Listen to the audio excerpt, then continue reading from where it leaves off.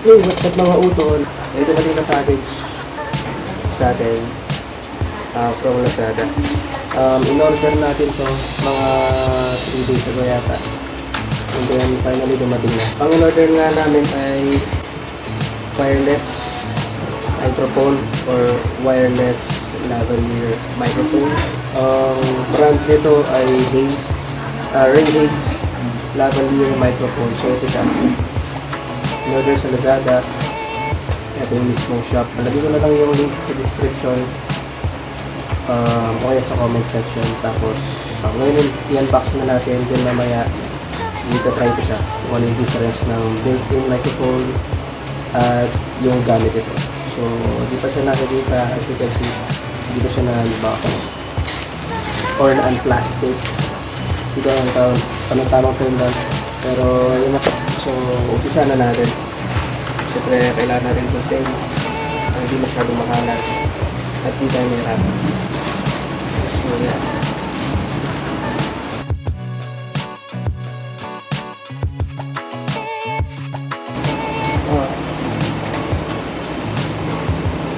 Okay lang yung pagkakabalot. Di ganun kakapal yung bubble wrap niya, pero okay na rin. At least meron.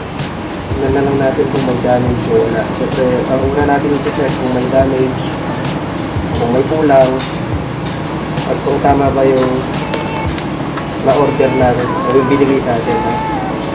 Sana naiintindihan nyo yung mga sinasabi ko kasi nagagamit ko lang sa trangkaso eh.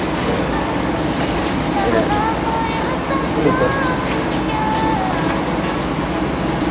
May free siyang ganito. Parang foam sa mic ay dalawa French tsaka yan. So ganda yung niya, box niya malaki, tapos medyo matibay, sana magtagal. Yan. So in order nga pala yung may dalawang transmitter. Meron din available na isang transmitter lang, pero in order dalawa. Ang presyo nito sa Lazada ay 1,318. So wala pong shipping fee yan. Depende na lang dun sa kung saan kayo nakatira, sa address nyo. Pero ako, dahil may voucher, kung binayaran na lang dito, 1,219. Wala naman siyang damage sa box. Hindi naman natin loob kung may damage o.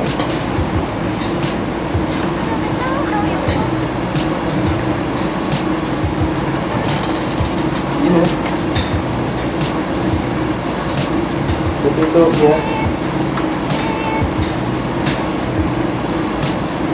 Siyempre meron siyang receiver. Palagay naman receiver RX. Tapos yung dalawang transmitter. Nakalagay TX. Ayan. Yung nakalagay naman kung ano siya. So hindi naman kayo mali ito. Meron siyang siyempre as usual, meron siyang user's manual. Ang kaso hindi, meron naman pala siya dito sa likod. Kasi dito, ang pagkakasulat hindi ko maintindihan. Pero sa kabila, meron naman siya. May English. So, sa mga gusto matuto ng gamit user's manual, meron siya. Pero ako, hindi ko kailangan.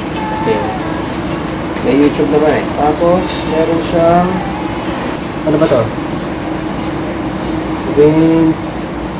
Foam, hindi naman ito foam eh.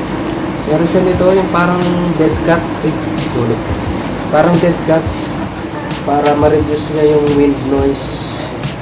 Mamaya na natin tingnan. Tapos, dalawa. Ayan. Dalawa yung ganun niya. Kasi nga dalawa yung transmitter niya. So, dalawang ganun yung binigay na previous. Meron siyang 3.5mm jack. Sa pagkakalam ko, ito yung connector ng receiver papunta sa camera o sa phone. So ito yun. Then may USB cable, Type C. Ayan. Ang alam ko sa para sa charger or para sa charging purpose. And then isa pang 3.5 mm jack. Pero yung isa para sa camera talaga, yung camera ng DSLR, yung isa para sa phone. Tapos isa pang katulad ko isa kanina, ito Type-C na cable. Ayan, dalawa yung binigay. So yun yung mga kasama sa package. And then itong tatlong to. So yung transmitter niya, syempre merong charging port Type-C. Sa baba niya yung charging port niya.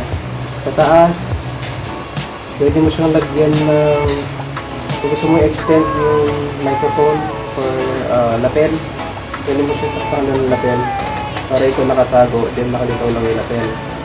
Or pwede din naman na ito yung gamitin mo as lapel mismo. Lalagay mo dito. Ano ba? Ayan, parang ganyan. Meron din siyang port para sa monitors sa earphone para marinig mo kung ano yung tunog, kung ano yung boses mo. Sa side niya, power button, set, volume, up and down. So mamaya titignan natin kung paano nagpa-function itong mga to. Yung sa set, di ko pa sure to eh. Tignan na lang natin. Ang alam ko ano to eh, isi-set mo yung sa connection niya, yung wifi. Kasi meron dito indicator, wifi. Same as dito sa isa syempre. Identical lang yan. Kung ano din nasa isa, ganun din sa isa. Para yung transmitter niya. And then, ito naman tayo sa receiver. So sa receiver, papareho lang sa transmitter yung charging port niya nasa baba. Sa pinakababa lang. And then, may nakalagay na RX. Ibig sabihin, receiver siya. PX, yun yung transmitter. So, may indicator din siya ng Wi-Fi signal. Tapos, may earphone monitors, power button, yung connector or yung port from dito sa receiver papunta doon sa camera mismo. So, dun ginagamit ito. Kasi ito. Connect mo to dito tsaka sa camera. So, para makuha ng camera yung boses mo. So, mamaya tatry natin. So, titignan ko lang kung maganda ba yung clip niya. Baka pala sirain. Okay naman. Kung ano man siyang matibay yung pagkakagawa sa kanya. Hindi siya ganun kagaan, hindi siya ganun kabigat. Sakto lang yung bigat niya. So, saktong malalagay mo lang siya sa dali mo. Para hindi awkward yung dapin mo. So, ganyan mo lang siya. Maganda ba tignan? Kung ano man magandang tignan. Ganito rin naman nakikita ko sa yung mga vlogger. Yung mga ganito sila. Kahit malayo ka, alam ko, 50 meters yung kayang abutin nito eh. Tingnan natin. So, ang sabi dito, the wireless transmission distance is 50 meters. Tapos, yung sa open area niya, 60 to 80 meters with built-in antenna. Kasi ito wala naman siyang built-in antenna. So, sa tingin ko 50 meters. So, yun na yung pinaka sagad niya. So, try kong gumawa ng video na gano'n na nagamit ito tapos 50 meters. Tapos gagawin ko rin siya ng indoor sample para makita nyo rin kung yung quality niya kung maganda. Marami kasing nag-ano dito na review, nag-recommend, kaya ito na rin yung ginawa ko para hindi naman sayang. Doon sa mga nakikita ko na review, kung ganda na may review sa kanya, sakto lang siya sa budget niya, sakto naman siya sa presyo niya, 1,318 yung presyo niya. So, tignan nga natin mamaya sa actual kapag tayo na yung gumamit kung talaga bang sulit na siya dun sa presyo niya ngayon. Siyempre, siya kasing ganda ng mga branded na na ganito, na wireless lavalier microphone. Pero para sa beginner siguro pwede nito. Kesa sa wala. So, tignan na natin.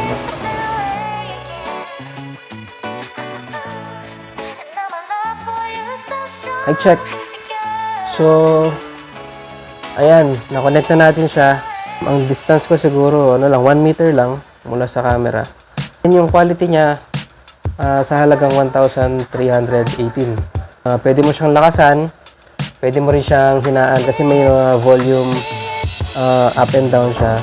Pwede mong i-adjust kung gaano mo siya kalakas. Gusto kalakas pumick up ng boses. Ayan yung quality niya dun sa presyo niya. Sa tingin nyo ba, sulit ba yun? O hindi? Pero as a beginner, siguro maganda na siya. Sa quality ng pagkakagawa niya, okay naman eh. Parang sakto lang dun sa price niya. Ewan ko kung ilang oras pa to tatagal kung hayaan natin siya nakabukas ng ganyan. Hindi ko pa to talaga chinarge. Kumbaga, yan na yung battery niya simula nung dumating. So, yung charging time nito, kapag drain siya, 2 hours. Then, pag full charge siya, magagamit mo siya ng 5 to 6 hours. So, matagal-tagal na rin yan na magagamit. So, ayan yung quality niya. Sa tingin nyo, nung maganda. Yung walang lavalier o yung meron. So, kanina nakita nyo naman yung quality nung pickup ng camera natin. Yung built-in microphone niya. I-compare nyo na lang dito sa quality nitong lavalier microphone or wireless lavalier microphone by Ray Hayes. Sana tama yung pagkakabasa ko, Ray Hayes. So, mukhang goods naman. Maraming nagre-review dito. Nire-recommend nila na bilhin. Nire-recommend nila sa mga beginners. Dahil unang-una, mura at saka user-friendly. Wala siyang masyadong buttons. Kasi yung iba nakikita kong lavalier microphone, meron siyang, may mga monitor siya dito. I-adjust mo yung settings. Para sa mga mga matagal nang gumagamit ng mga lavalier wireless microphone. So, tayo dahil first time natin gumamit ng ganito, ito muna. So, next time, ang gagawin ko naman, gagamitin ko pareho yung transmitter. Tapos, itatry ko din sa labas. Tapos doon sa malapit sa o kaya sa may mismong daan. Para makita nyo, marinig nyo yung quality niya, kung malakas din ba yung pickup niya sa background noise, kung clear pa rin ba yung boses mo. Comment na lang kayo sa baba kung ano sa tingin nyo yung quality niya, kung maganda ba o hindi, or kung may i-recommend pa kayo na iba na brand na ganito na halos kapantay lang niya. Kapantay niya sa presyo, parang kakompetensya niya, kumbaga, sa consumer. Huwag naman yung mga mamahalin kasi siyempre mas maganda yung mga yan kumpara dito. Then sa susunod, kung anong magiging resulta niya sa ibang videos natin, kung tatagal ba siya, kung wala ba siya magiging problema after ilang araw, ilang linggo, ilang buwan. So sa ngayon, ito muna yung mabibigay ko na sa inyo. Review. Sa next video, sana makagawa pa tayong video na gamit to. Kasi gagamitin din to ng mother ko. Siya yung nagpabili nito, tayo lang umorder. So, ayun. Ray Hayes.